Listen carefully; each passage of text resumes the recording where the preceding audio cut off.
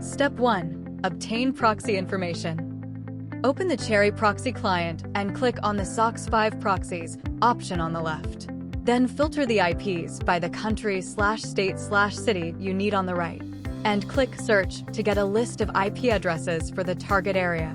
In the refreshed proxy list, select an IP address, right-click to forward it to an available port, and click on the port forward list at the bottom to find the forwarded IP address. Click the Copy button on the right.